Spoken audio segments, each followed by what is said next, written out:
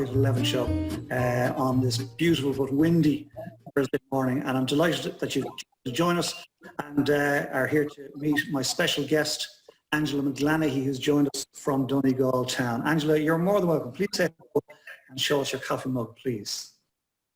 Good morning. I love it. So thank you for that. Let me explain, ladies and gentlemen, who Angela McGlanaghey is. And by the way, today's show is brought to you by wigwam.ie SME peer support, and we thank them for their support. So Angela McGlanaghey works in a business, she manages a business called Simple Simon's Health Foods. She's the store manager there. And when I asked her for an introduction, she says, I'm not really great at bragging about myself. The big thing is showing people that anyone out there can better themselves, whether it's through weight loss, getting fit, self-improvement, etc. You don't have to be perfect. You just need to be consistent. Exercise is the most underrated self-care tool, especially in these times. And then I asked, as I always ask, somebody, tell us something that nobody knows about you, not many people know about you. Wait till you hear this. She says, some people know, but a few years ago, I lost 70 pounds. 70 pounds, that's 5 stone. No idea what that is in kilos. Lost 70 pounds in a year. In the past 8 years, I've changed my lifestyle completely. Weight loss isn't the be-all and end-all, but it's what pushed her, Angela, to be better herself in other areas of her life. And that's exactly why I invited you to come along, because this is all about people worth meeting. And Angela McGlanaghey, you are a person worth meeting. Thank you and welcome to the show. Angela, in your own words, and in your own time, take us back to those early years. Will you bring us up through your early years, please? To the point where you realised you needed to change. Thank you. I'd probably start off by saying my early years were, the only word I could think of it would be unremarkable or average. Like pretty normal childhood. I wouldn't have been ever thought of the sporty person or the active person, maybe more like the chubby person. I was okay until I was about 12 or 13, but whenever puberty started, then I started putting on weight. I would have been like a binge eater, and I still would struggle with that sometimes, especially at the weekends. But for me, I never really did anything about it. I knew that I was unhappy and that I didn't want to be the way that I was, but nothing ever kind of really clicked in my head that, you know, maybe you should do this or you should stop doing this. I remember at school, like I used to get my mum to write me notes for PE because I didn't want to do it. I was usually the heaviest person in the class, at least among the girls anyway, so I never had any confidence. I didn't want to put myself out there, and it's hard, like looking back now, it's annoying because I would consider myself a very fit or sporty person now, but back then I just had absolutely no interest, no confidence to even go and try it in the first place. So, but that kind of was the way I was in the teenage years or whatever. The older I got, the heavier I got then. It wasn't like a sudden thing, but it was a very gradual, just putting on weight. Whenever I moved out of home when I was 19, and whenever I moved out of home and started like looking after myself, it was a lot of myself and, well, he's my husband now, but my boyfriend at the time, we used to eat a lot of takeaways. I would have been a heavy smoker back then, so we used to drink a fair bit, still drink a wee bit, like, but we used to drink, you know, everyone's like again, it's going back to the binge eating, but I would have been a binge drinker as well. I would have thought nothing about going out on a Saturday night and having, you know, however many drinks, and maybe doing it again on the Sunday then. And then alcohol kind of depletes your mood then, and your any sort of semblance of willpower that you might have had is going to be gone then, because all you want to do is have a takeaway and lie around and be lazy and eat junk. So that's what I used to do, like every weekend. It used to be go out every weekend, get a big takeaway, get them on the day after as well, drink loads of pints or whatever. I wouldn't have been active whatsoever until I was about, I think I was about 26 or 27. I had set a date for my wedding, so for the following year, and I said to my God, I don't want to be like this. I don't want to be the weight that I am. I don't want to get married, and, you know, I want to look really good on my wedding day. So I had bought a bike and I was out like doing a little bit of cycling and that and trying to eat better.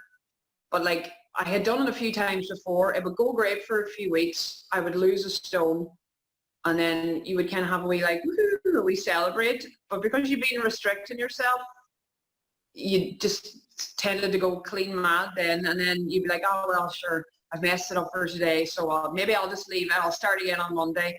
And then the weight would creep back on. So my friend Deborah, who's watching this morning, her cousin Ryan had come to us and he said, you know, I've just finished my qualifications. I need some clients for personal training. He says, you know, I'll give you a good rate. He says, I just need to get some experience going. And Deborah says to me, why don't we do it? This would be great to lose weight, you know, maybe you have someone to be accountable to. And I was like, I don't really want to. I felt really I was like, you know, I'm kind of doing my own thing on my bike and I wasn't really doing much on my bike at all, but I think it was the more the fact of wanting to be didn't want to get out of the comfort zone. So I says, right, I'll go because he's your cousin and we'll go and we'll see what he says and whatever. And so Ryan said to both of us, because we both wanted to lose weight, and he said to both of us, just give me 6 weeks. He said, I'll lay out what you should and shouldn't be eating. He says that I want to try and educate you better about what is actually a healthy food and what you think is healthy and what are healthy habits. Because a lot of people can lose weight and lose it very quickly, but then most of them put it back on because they haven't learned the proper tools of how to maintain this or keep it off or strike a healthy balance or whatever. So I started. So that's my cue. That's my cue to come back in. Take a breath, my dear. Fabulous. Yeah. Fabulous. Thank you very much for your honesty. I love that. That's what we've tried to, well, I suppose that's what the Coffee at 11 show has become. It's about real people like you coming in and being real in front of us. And I really want to honour you for that because this message will help a lot of people. So let me just go back through a few things if you don't mind, right, before we come to Ryan, because I'm excited about where it's headed. Sure. Of course, and here's part of the problem. People looking at you today will not know the backstory. They couldn't pick up that backstory from you, but that you tell it. So thank you for telling it. So a couple it struck me, you know, by your own admission, you were average back in school. You were known as the chubby child, if anything. You certainly weren't sports oriented. Bit disturbed, to be honest, if you don't mind me saying, that, you know, Mammy would give you a note to let you off PE. You know, I'm struggling a bit with that. If clearly by your own admission it was obvious that you weren't fit, sort of struggling with that one, if you don't mind me saying that. You moved out at 19 and then it was takeaways and drink and binged stuff, and the drink leads to takeaways, which leads to lying on in the morning and all the rest of it. And again, you've painted a picture that we're all familiar with. Happy days. The challenge appears to have been the consistency of it. And then you decided, I'm getting married. Did you tell him you were getting married? I got engaged when we were like 20 or 21, but I didn't get married till we were 27, so it was a long process, let me tell you. I love it. Keep it soaking them in there, and eventually we picked a date. And then when you picked the date, that was the switch. You said, I better do something, right? And then, if I'm not mistaken, the bike came in, you'd lose a stone, woohoo, delighted with yourself, and you'd let go again. So very honest, very honest. A lot of people can identify with this. And then your friend Deborah, who's in the cafe, you're very welcome, Deborah, and Ryan came into the picture. So it's getting exciting. Where are we? Okay, so we went for our first session with Ryan, and he says, just give me 6 weeks. I'm going to show you what you should be eating, the things that you should be doing, the exercise. And I remember him saying to me on the first day, he says, I'm going, and this is, bear in mind, I had no level of fitness like whatsoever. And he said to me, I'm going to have you jogging in 3 months' time.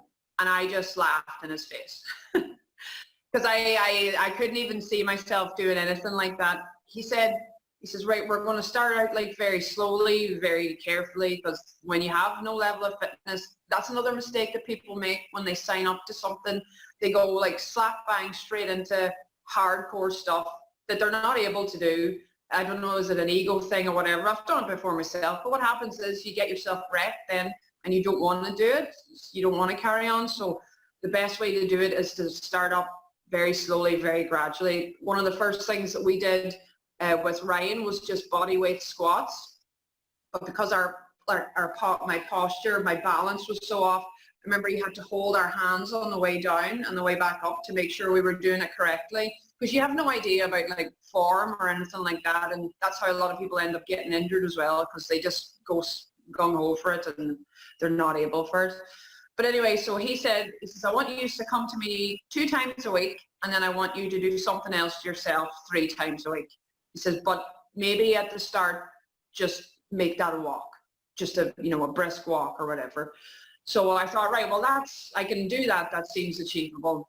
When I went around for the PT sessions, because also I wouldn't have gone into a gym for €1,000 an hour back then. So luckily he had like a little home gym sort of thing in his house. So that's where I did all my PT sessions with him, because I wouldn't have had any confidence like whatsoever to go to the gym.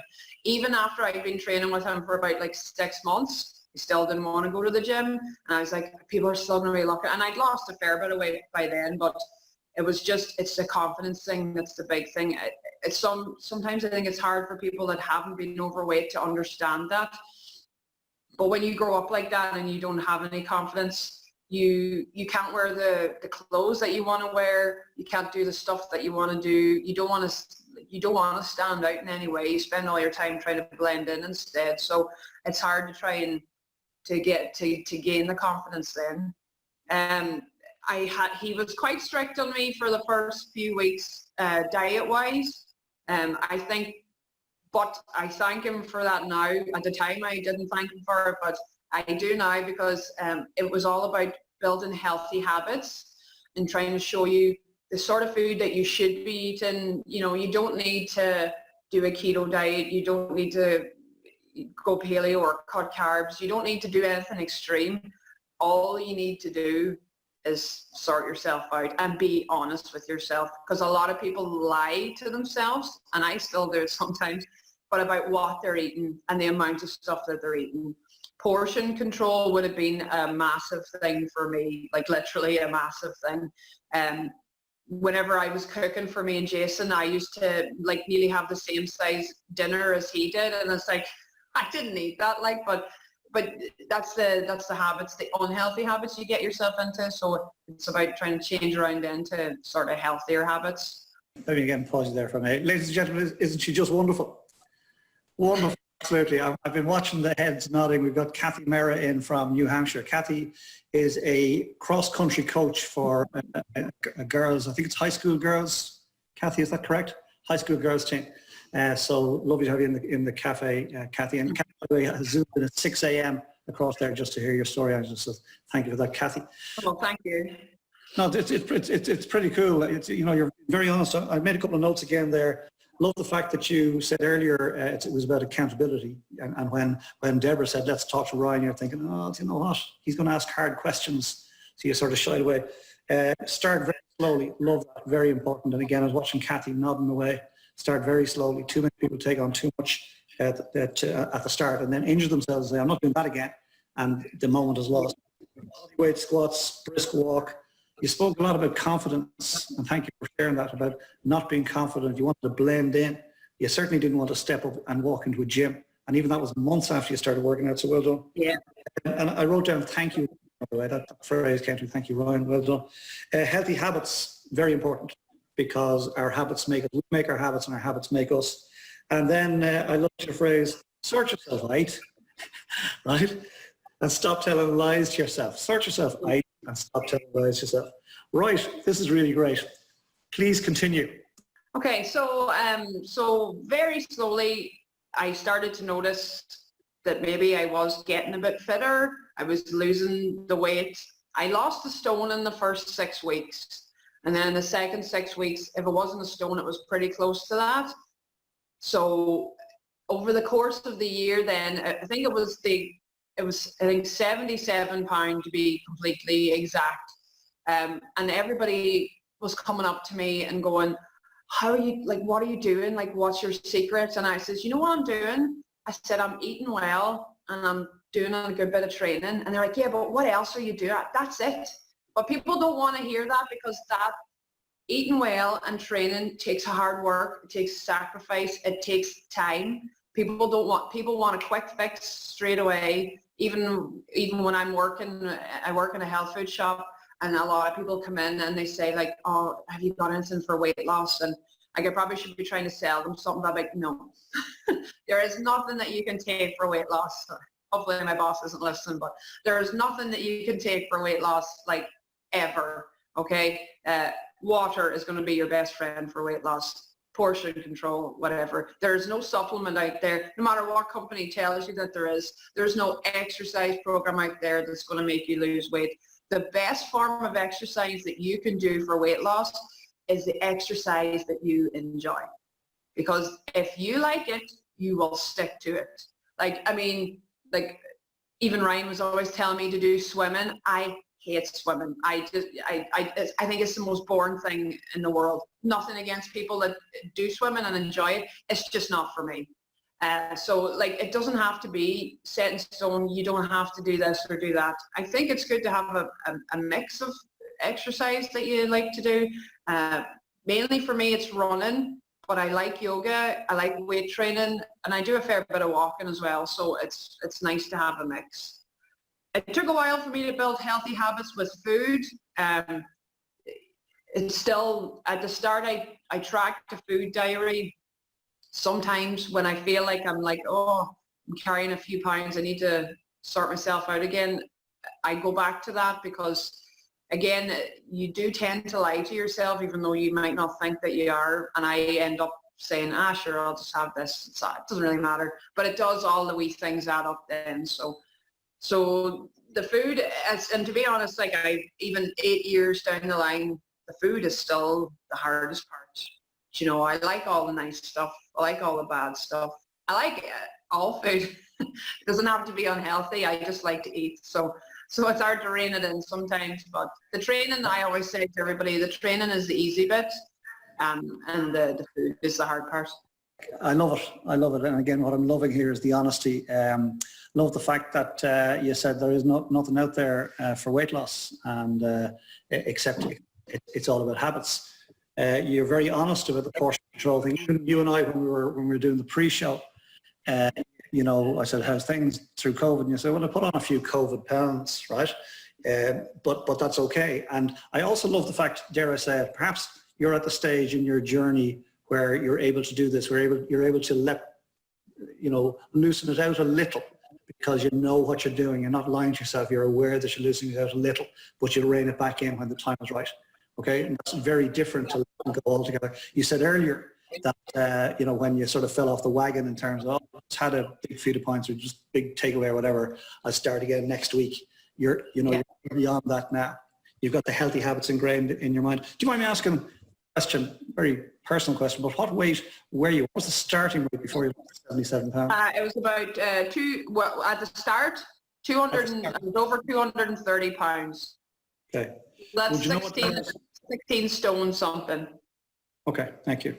The dinosaur in me, you see, I just deal in stone, so. Yeah, well, it's over 16 stone, probably around 16 and a half. Okay, and what height are you? I'm 5'7", so I'm tall enough, but nobody's tall enough to carry that sort of weight.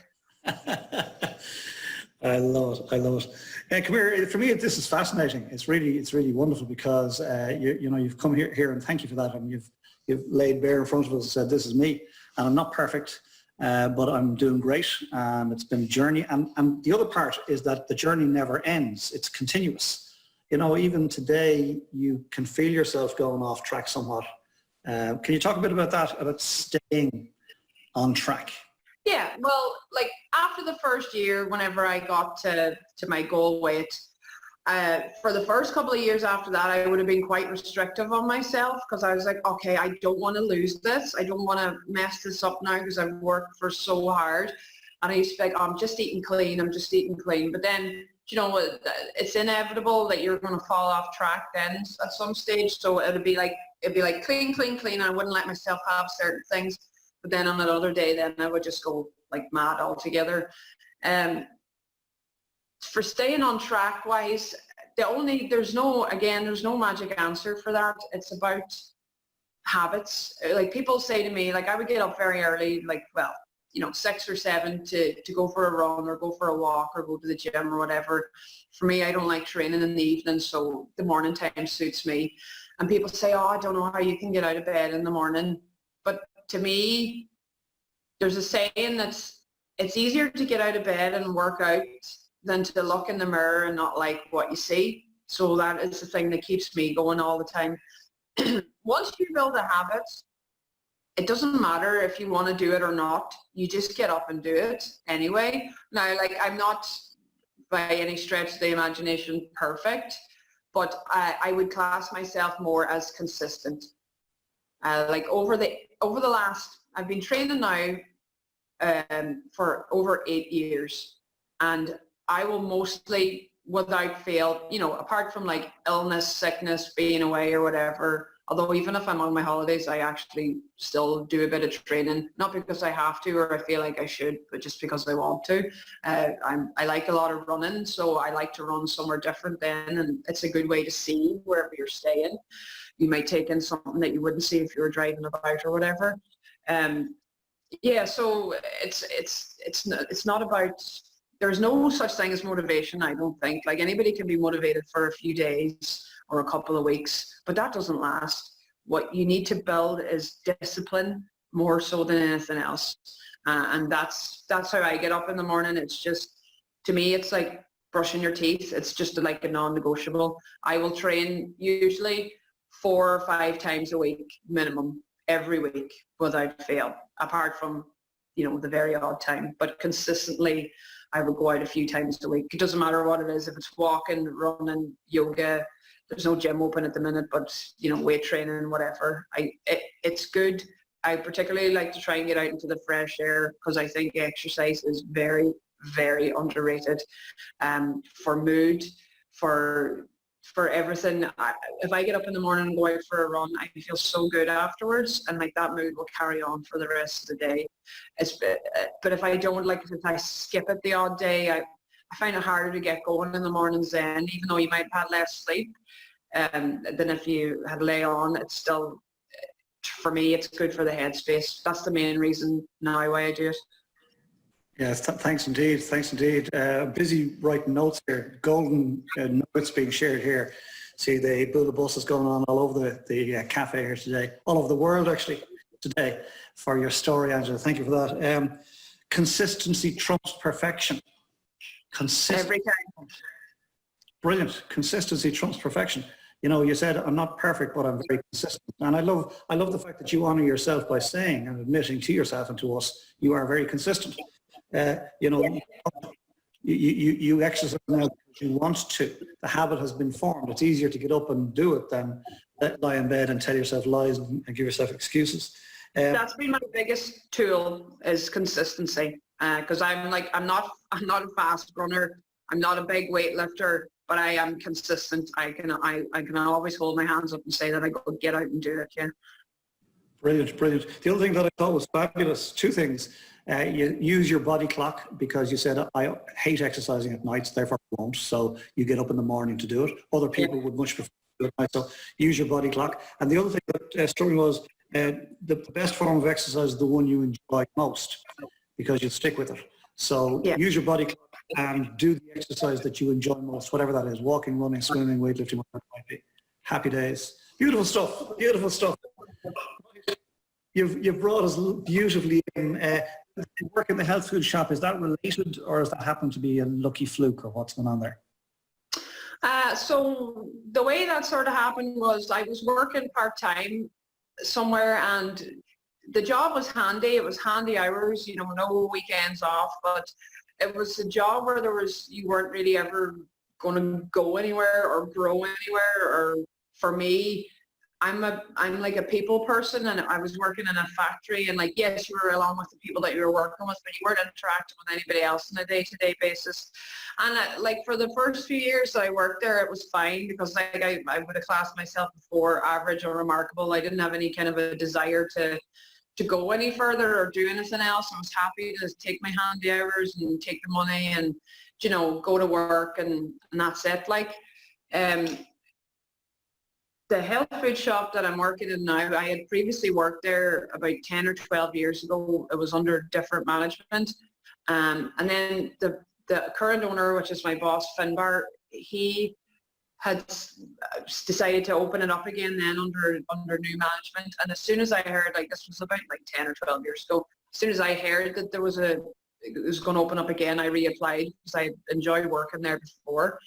And he says, oh yeah, he says, we'll try and get you sorted out. And he says, oh, well, you know, come and chat to me here. And it took me 5 years to get a job in there. But like I said, I am consistent. So I just kept nagging him all the time. And then eventually I just gave up and I was like, you know what, it's just not meant to be. Forget about it. A few weeks later then he called me and offered me a job. So I said, right, well, I said, this is a sign. So I started there, not in the manager's position, just as a sales assistant or whatever you want to call it. So the front of the shop is like a cafe and a deli, and the back of the shop is the health food and health supplements. Because I had lost the weight, I'm very much an advocate of eating healthy and how good you can feel when you eat healthy foods. Supplements are good too. Like supplements only supplement what you are already doing in your lifestyle. So like you can take the best and most expensive supplement in the world, but if you are drinking all the time, if you are staying up late, if you're not getting outside into fresh air, if you're filling your body with crap food, it's going to do very little on the surface. But if you're already doing all those other things to take care of yourself, the supplement will give you the extra boost that you need. So as soon as I started working there, then I really enjoyed it. I like meeting people, talking to people.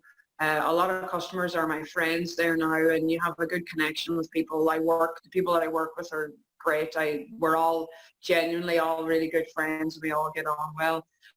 So it took me 5 years to get the job, and then it took me 3 years to get the manager's job then after that. But I was offered that then a couple of years ago, and obviously I said yes because that's what I was working towards for the whole time. So that was the big thing for me. It was like out of, you know, I have a certain few things that I would be really proud of.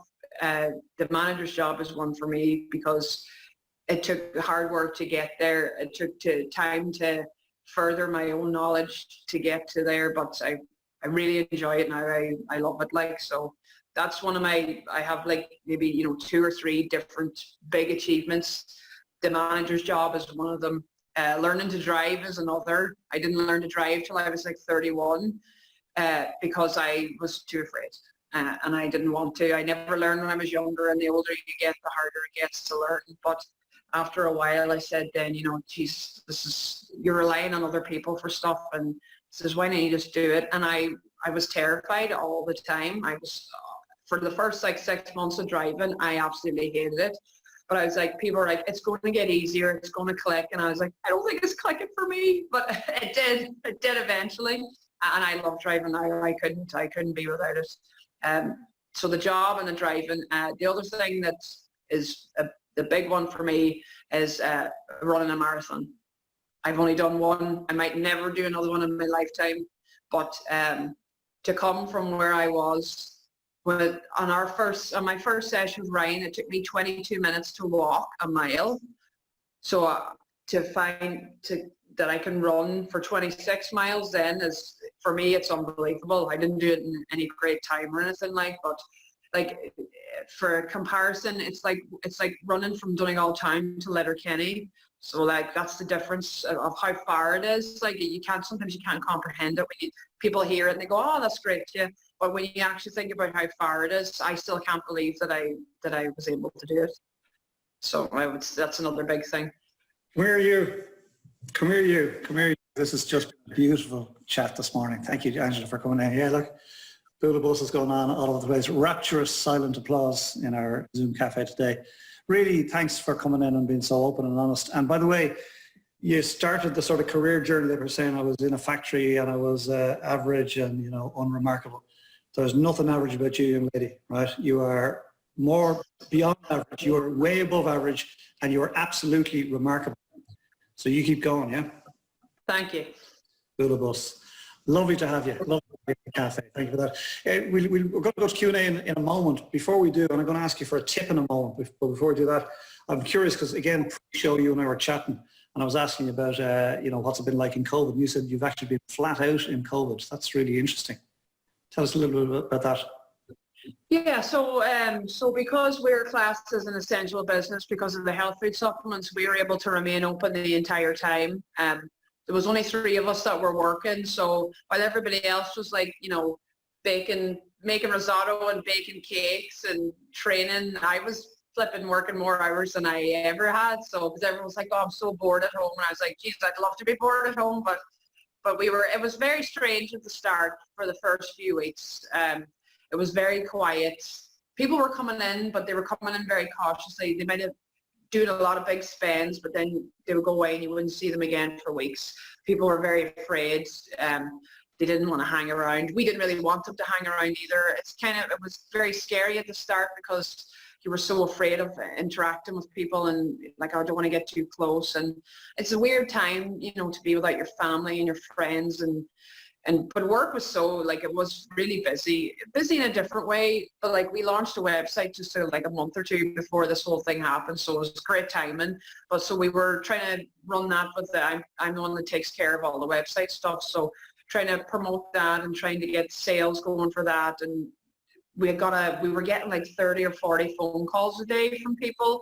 Most of them just checking that we were open because some people still didn't know. It was very kind of a gray area what was open and what wasn't. So some people weren't sure if they were able to get in to us or not. But yeah, I would have to say it's been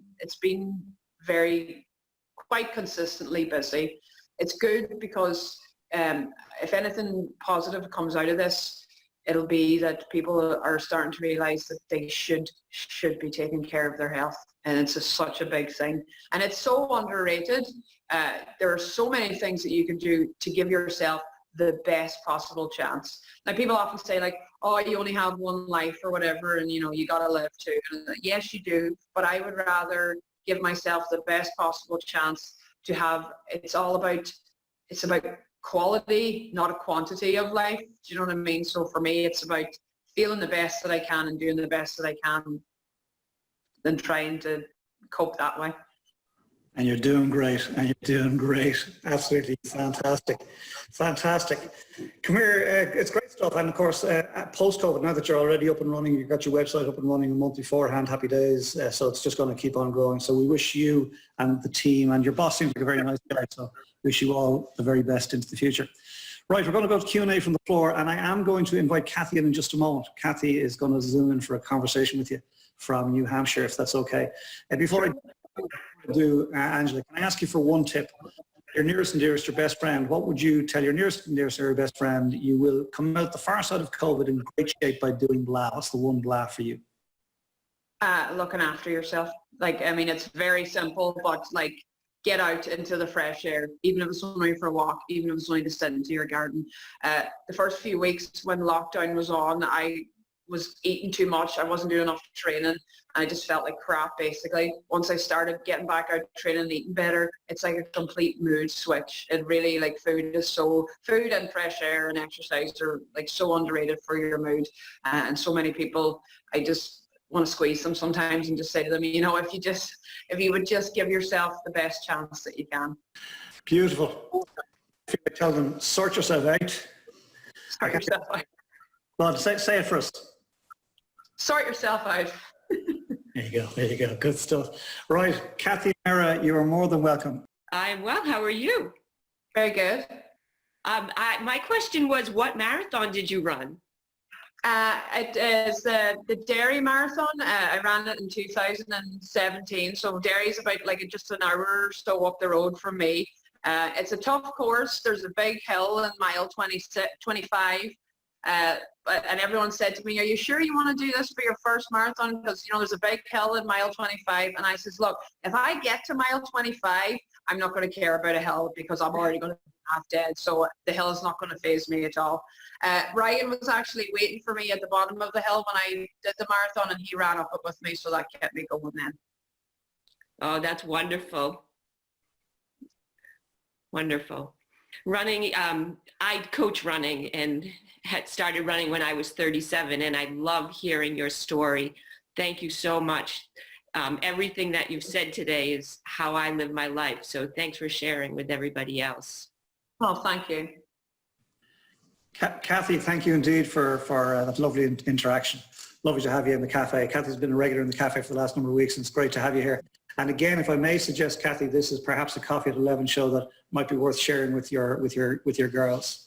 Yes. That's a possibility. And I will put it out there for what it's worth, that if you're looking for a speaker to speak to young girls about their health, this is your woman. All right? I say no more. Say no more. Kathy, thank you for that. Right, going to go to Princess Shelley. Princess Shelley, in your own time, please. Hey everybody, such lovely chat and comment. And like Colm said there, it's so lovely that we've Kathy in all the way up in America at 6 a.m. in the morning and is living the same experience. So so I love that. I love that we're so connected during a time when we could be so withdrawn and disconnected. So I love that. The chat in the coffee started off with Tim and Kristen, who joins us from Sweden. And they were discussing, there's for our replay audience, there's a little bite-sized treats of our Coffee at 11 show, goes out midweek on social media. So Tim was just highlighting it to Anne Kristen. So anybody tuning into the replay, by all means, look that up. It's our little Irish host, a little bit of crack before the 10 minutes before the show goes live. So you can take a little look at that. Then we have Anne Kristen then. She did pop in with a comment before she left. She has to cycle, actually, Angela, 18 kilometers to work. So she joins us each day in the cafe. And then she has to kind of, this is what, again, quintessential cafe. She's with us for the first maybe 75% of the meeting. And she often leave a comment. And Anne Kristen said, thank you so much for sharing your story. It is great to hear such a testimony from the change in your lifestyle. Well done. I have to leave now for work. Wishing you all a wonderful Thursday and weekend to come. Isn't that lovely, Angela? Tell her thanks very much. Yeah, so I often think of her, she'll leave the comment and she's often gone by the time I get to share it with the cafe. And I think of her pedaling the 18 kilometers to work. And I love that she leaves the cafe with a comment for us to share. Eamon Smith, who we met as our maitre d', our head of guest services, he said, I love what you just said, Angela. It's easier to get up in the morning and work out than to look in the mirror and not like what you see. So he really enjoyed that. I just have as well Sandra Schmidt, who is joining us in the cafe. Thanks for being here, Sandra. Says, have you any feelings or comments, Angela, on intermittent fasting? Is that something you've ever done, or have you any feelings on that? Would you like to comment? I've done it before. It's handy if you find that you are like a snacker in the evening and you need to cut that out, because you can only eat during a certain period of time, like say from 12 to 8 or from 11 to 7. If you find that you're like a late night snacker, that's going to stop you, it's going to make you adhere to your diet plan or your food plan, that's good. It's still the same as any other diet. It's the calories, the amount of calories that you eat within the day, within the week. It's not going to, like I would often now, I would just have a smoothie in the morning and I won't eat lunch then until say 2 o'clock or whatever, but there's still calories in the smoothie. It's a convenience thing for me, but I don't think it helps me lose weight, if that makes sense. No, it sounds like a good discipline and a good approach. So, and I hope that went some way to answering your question, Sandra. It was a very good answer. We get a thumbs up there from Sandra. So Eamon likes to, when we're listening to your lovely chat, your conversations with Colm and with our contributors like today, Kathy, he pops in like consistency trumps perfection. So he's popped that in for everyone. And he said, you've only run one marathon. You've run a marathon, and a little 6 exclamation marks. And I ran only one as well, which is what Eamon's saying there is a massive achievement in running that. So so a big well done there. And he also liked feel the best I can, do the best I can. So again, that resonates with Eamon and many of us in the cafe. We've got these little notebooks that many of us bring each day to the cafe, and we're all making these these notes. I liken it to like my COVID diary, and the wisdom in these pages of this book will never be very far away from me. So just before, I will have time for just one question. If you want to get ready to raise your hand, everybody. And I see Tim there is ready to come in with a question. And just before I hand to Tim, Eamon has popped up your Instagram there, everybody. So so if you would like to access Angela on Instagram and follow her great journey and inspiration that's on that page, you can click on that link that Eamon has provided there. So Tim, if you just want to unmute your mic there, and I invite you to ask Angela or comment with Angela, that would be great. Can you unmute, Tim? Now. There we go. Thanks, Shelley. Angela, I just want to say thank you very much for sharing your story this morning. It's been inspiring and it's been really, really helpful. Self-care is probably the most important thing I've learned in my life to date, and the importance of it. Poem, as Colm would call it, put on your own oxygen mask first. My question is around food choices and maybe people educating themselves about what's really in their food or about what really is actually good for them. In Ireland, we're bombarded with stories about milk being the best thing you can have, and slices of beef being the best thing you can have, and all this, and it's all based around trying to sell food to you as opposed to it actually being healthy. I was wondering if you have any comments around maybe educating yourself about the white bread and wholemeals and whole grains and these kinds of things, that small changes like those can make a very big difference in people's lives. Yeah, well, where I work, we have a French baker, and he makes like fresh bread for us every day, and all that he puts in his bread is flour, water, yeast and salt, nothing else. He makes it fresh every morning. I can't really eat any other bread now because he has ruined all other bread for me. So because his is so good and so nice, and because I know exactly what's in it, that's what I go for. When you were talking about meat, I only usually ever go to the butchers. Their food, like theirs is top quality, unreal. So I always, if you try to, the more like processed your food is, the more your body has to work to break it down. Everybody likes a McDonald's now and then, a takeaway, a chipper, whatever you want to call it. Everyone likes a Mars bar. So like you don't have to restrict yourself completely. But if 80% of your food choices are decent, the other 20% are not going to impact you as much. Going as far as dairy, I absolutely love dairy, but dairy does not love me. It makes me very sick. So I try and avoid it.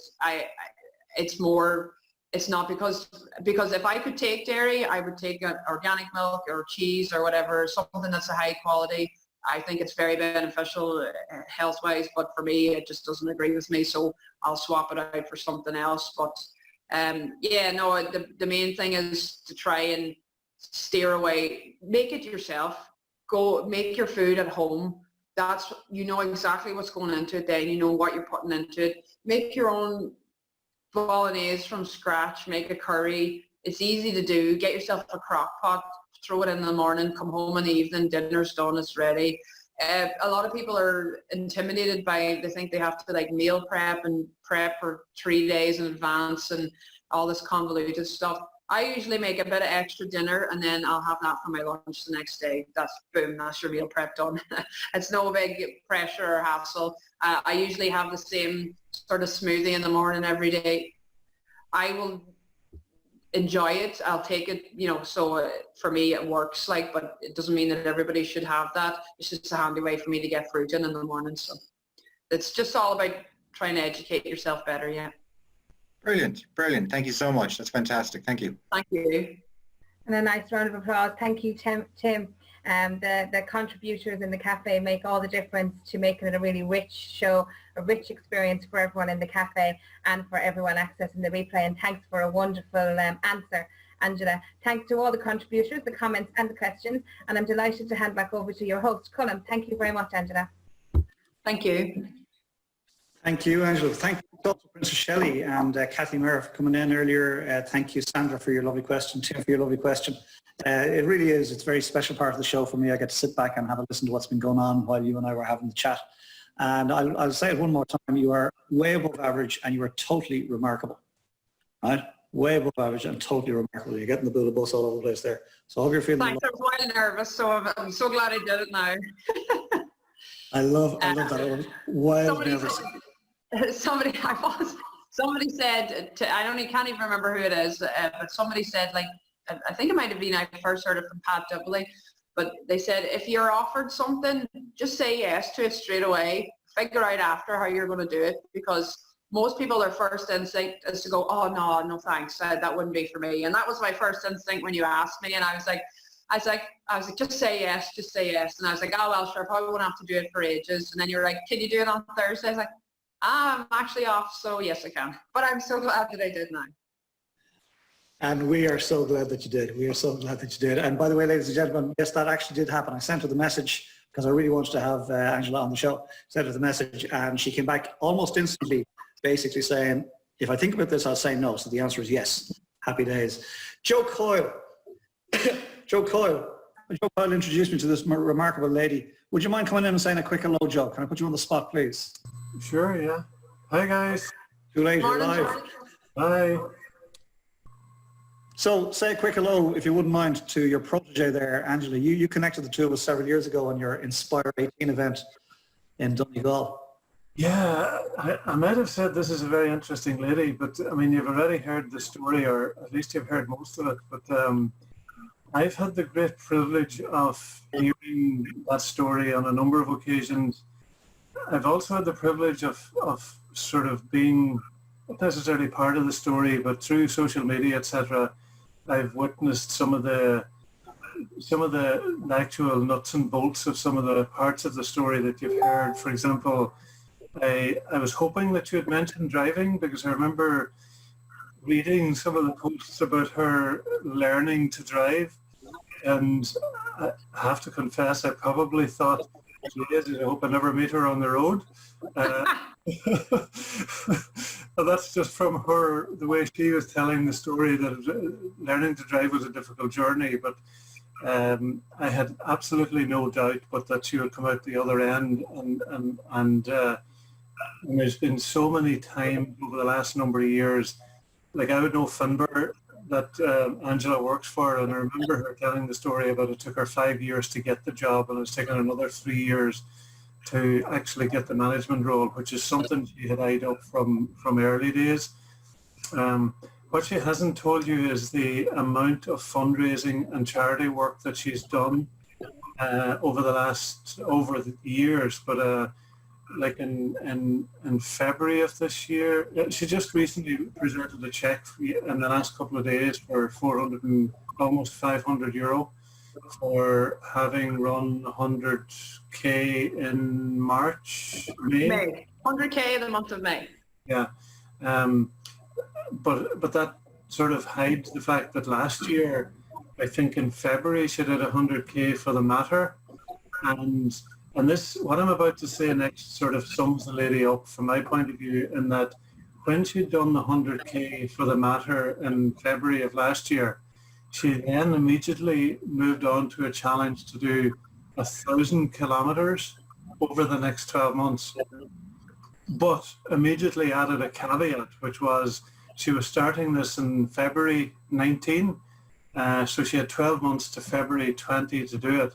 But she insisted that she would do it in 2019, which is only giving herself 10 months to do 1,000 kilometers. And of course she did it. So, yeah. Sorry, a couple of weeks over, but I still did it well within the evening. Shut up, Angela. I love it. Angela, never let the facts get in the way of a good story, Angela. Yeah. Sorry. Yeah. Joe Coyle, thank you for that. Thank you for that. And Joe, thank you for introducing me to this lovely lady.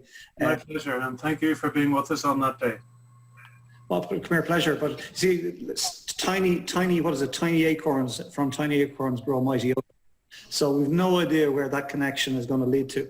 But you know, when this thing began to grow legs, this Coffee at 11 show, I knew there was one lady I needed to bring in because she shared her story that day. And it truly is remarkable. You need to embrace that and be okay with it. Don't get big-headed, right? But embrace it and share it as far and wide as you can. Because every time you share it, you're going to touch somebody. Joe, thank you for that. Pleasure seeing you. Speaking of charity work, that is a nice segue to tomorrow's guest. Let me just tell you about tomorrow's guest. Paddy O'Connor is a welder, a steel worker from County Kildare. and met Paddy several years ago. And here is another remarkable gentleman, welder steelworker from County Kildare, who went to Kenya some years back and saw a need for orphanages, basically, for young girls, and decided that he'd go there. And he's been going back there for the last 8 years. And, they look after 35 young girls that basically they take off the streets. These are girls not being taken care of for familial reasons. And they work with these girls, and he's now got 44 of them graduated through his orphanage into college, if I'm not mistaken. And they've managed to rescue. It's called Kara Projects, and it's a girls' rescue centre in Kenya, just outside Nairobi. And they have saved 350 girls. A little bust to you, my friend. And Paddy O'Connor is coming in tomorrow to tell us the story. So if you've got time, please make time and honour Paddy and his story. So I'm going to thank the team, as I always do. Princess Shelley, thank you for making this beautiful, right? The monk, Eamon Smith, for keeping us safe and secure. Thank you for that. Katrina O'Brien for making this beautiful later on and round up the goal. We're going to push it out on social media. And when you see it, by the way, you might just share it on. We'd appreciate that. It'll honour the story, honour Angela's story. So I want to thank the team. The team want to thank Wigwam.ie for their ongoing support. Most of all, I want to thank Angela McGlanaghey. Angela, it's been a pleasure. Thanks for having me. And I will finish the show, as I always do, by saying, Angela McGlanaghey, namaste.